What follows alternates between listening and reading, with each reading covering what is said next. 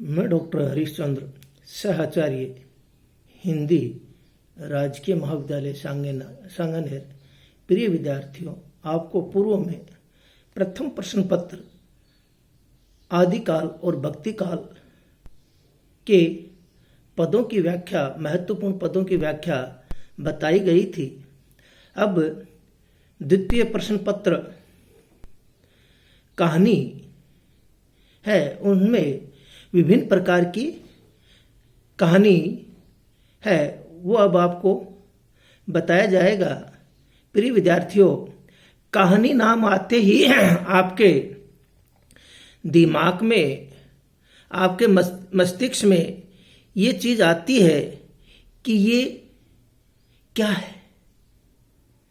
परंतु आप और हम जन्म से लेके अंतिम पड़ाव तक इस चीज को सुनते हैं, पढ़ते रहते हैं, और इसका नाम लेते ही मनुष्य ने अपनी जो भावना है,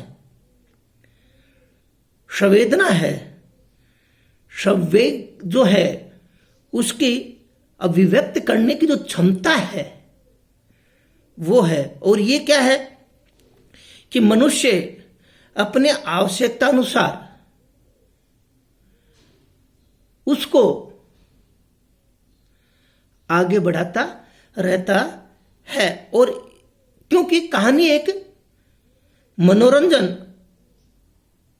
करती है, जिसमें जीवन उपयोगी भी होती है, मानव उपयोगी भी होती है, उपदेशात्मक भी होती है। और कहानी को वाचिक जो है, कहने वाला जो है, वो क्या करता है, अपनी परंपराता की जो देन है उसके अनुसार ही क्या है, उसका आधुनिक जो स्वरूप है उसमें उसको क्या कर देता है, डाल देता है, उसमें क्या कर देता है, उसको आगे बढ़ा देता है। और जीवन की, मानव जीवन की जो जटिलता है, विद्रूपताओं है तथा उनके अंतर विरोधी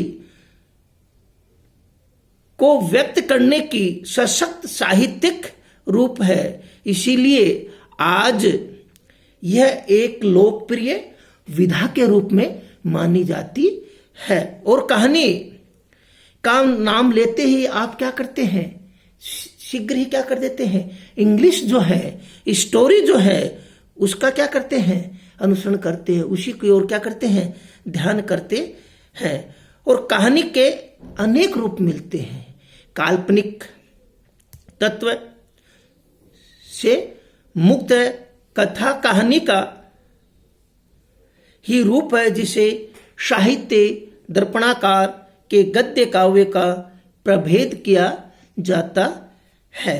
दूसरा जो है, जिस साहित्य रूप में इतिवृत्त ज्ञात एवं सत्य हो उसे आख्यायिक कहते हैं। उसे हर्ष चरित्र, गाथा, आख्यान, वृत्तांत शब्द की कथा प्राय के रूप में ही प्रयोग किया जाता है, जिसे निहाल दे सुल्तान एक लोक गाथा है। तो ये क्या है, विभिन्न इसके रूप है, विभिन्न इसके कार्य हैं। इसी में क्या है, कहानी की कि इस जीवन के किसी अंग या किसी मनोभाव को प्रदर्शित करने की लेखक का उद्देश्य होता है। क्या कहता है कि मनुष्य के जीवन के किसी अंग या किसी मनोभाव जो है उसको प्रदर्शित करने का लेखक का क्या होता है, उद्देश्य होता है, जिसके चरित्र, उसकी शैली, उसकी कथा,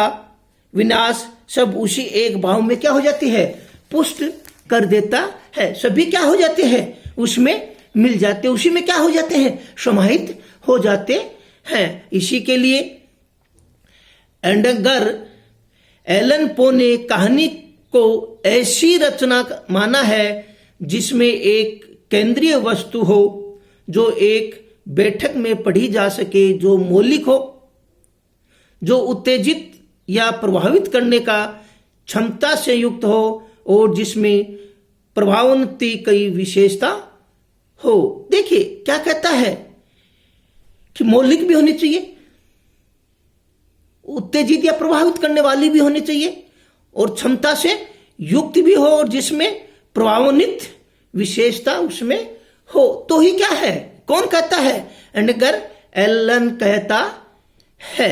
और के देखिए, कहानी लघु आकार वाली वह गद्यात्मक विधा है जिसमें लेखक मानव मन का या मानव जीवन को किसी महत्वपूर्ण संवेदना या स्थिति को कलात्मक ढंग से अभिव्यक्त करती है, उसको क्या कहा जाता है, कहानी कहा जाता है। कहानी कला के प्रमुख तत्व, देखिए प्रमुख तत्व कौन कौन से विस्तार से तो आपको पीडीएफ जो है वो डाल दी जाएगी, परंतु समझने के लिए कहानी कला के प्रमुख तत्व जो है वो है कथा वस्तु या कथानक। इसमें क्या है कि जो घटना या कथा जिस पर कहानी का ढांचा क्या हो जाए है, निर्मित होता है, जिस पे आधारित होता है, जिस पे रखा जाता है, वही क्या होता है, कथा वस्तु या कथानक होता है। कहानी का सबसे महत्वपूर्ण चीज होती है, जिससे क्या है, उस घटना से अनेक घटनाओं को क्या कर दिया जाता है, जोड़ दिया जाता है, उसको उसमें मिला दिया जाता है, वही क्या होती है, कथा वस्तु या कथानक होती है, जिसमें आरंभ, विकास, चरम सीमा और अंत। कहानी के आरंभ अत्यंत आकर्षक होना चाहिए। कहानी कहते वक्त कहानी का जो प्रारंभ है वो बहुत ही अच्छे ढंग से होना चाहिए, अत्यंत आकर्षक होना चाहिए, जिसके कारण क्या है कि व्यक्ति उस कहानी को क्या हो, पढ़े, उस कहानी को क्या हो, आगे से आगे पढ़ता रहे, तो ही क्या होगा, कहानी में आनंद की जो अनुभूति है वो हो सकती है। ये अन्यथा क्या है, आनंद की अनुभूति नहीं होती है। विकास सोपान में कहानीकार जो है, लेखक जो है, वो कहानी की मुख्य समस्या या मुख्य जो घटना है उसको क्या करता है, स्पष्ट रूप से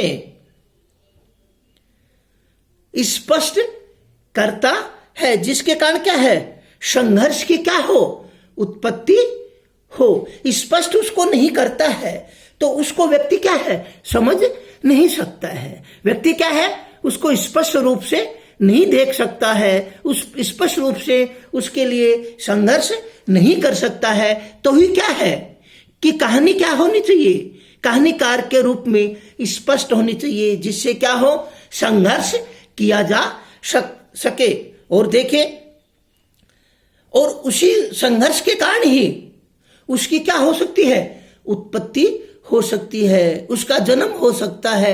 ये अन्यथा क्या है, जन्म नहीं हो सकता, क्योंकि किसी चीज को परिवर्तन करने के लिए कोई न कोई चीज को क्या है, प्रारंभ में इतना आकर्षित किया जाता है कि व्यक्ति उसकी ओर क्या हो, प्रभावित हो सकते हैं। प्रभावित होने से उसमें संघर्ष होता है, संघर्ष होने से उसकी क्या हो जाती है, उत्पत्ति हो जाती है। कहानीकार का ये एक महत्वपूर्ण पक्ष है।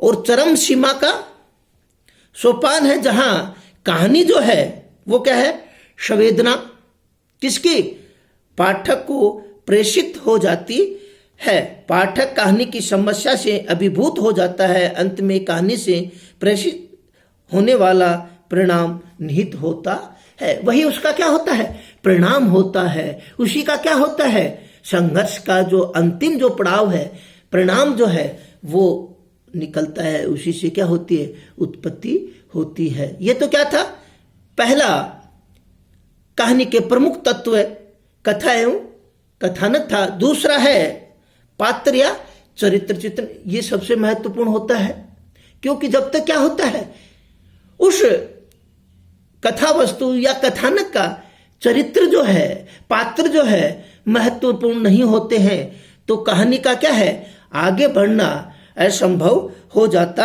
है। तो क्या कहते हैं, प्रेमचंद जी कहते हैं, लिखते हैं कि क्या घटनाओं का कोई स्वतंत्र महत्व नहीं होता है, उनका महत्व केवल पात्रों के अनुभवों को व्यक्त करने की दृष्टि से ही है। इसका अर्थ ये हुआ कि कहानी में वे पात्र प्रमुख होते हैं जिनके इर्द गिर्द कथा वस्तु कथानक क्या रहता है, घूमता रहता है, उसके चारों ओर क्या है, चक्कर निकालता है। वही क्या होते हैं, महत्वपूर्ण होते हैं। इसीलिए पात्रों को चयन करने के लिए कहानीकार को सावधानी बरतनी पड़ती है।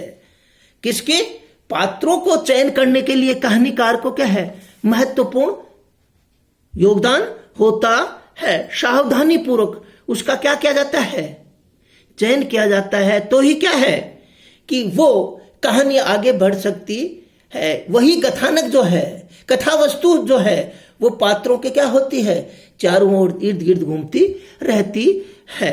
इसी के कारण यदि पात्र सजीव, स्वाभाविक तथा वास्तविक जीवन के दुख सुख झेलने वाले तथा उनका दातात्म्य पाठकों के साथ सहज ही हो जाता है, कहानी के पात्रों की संख्या भी सीमित होनी चाहिए, ज्यादा नहीं होना चाहिए। क्या कहता है, पात्र सीमित होने चाहिए, जिसके कारण क्या है कि जो पात्र हैं वो क्या है, महत्वपूर्ण हो। क्योंकि ज्यादा होने से क्या होगा, पात्रों का जो चयन है, महत्वपूर्ण जो है, वो नहीं होता है। कहानी में पात्रों की संख्या भी सीमित होनी चाहिए। कहानी में लेखक की दृष्टि प्रमुख पात्रों के चरित्र पर अधिक रहती है, इसीलिए अन्य पात्रों के चरित्र का विकास मुख्य पात्र के सहारे होना चाहिए। और क्या कहता है कि जो पात्र है उनमें भी क्या है, प्रमुख पात्र होते हैं। प्रमुख पात्र के साथ ही जो अन्य जो पात्र है उनका क्या होता है, सहारा ही होना चाहिए।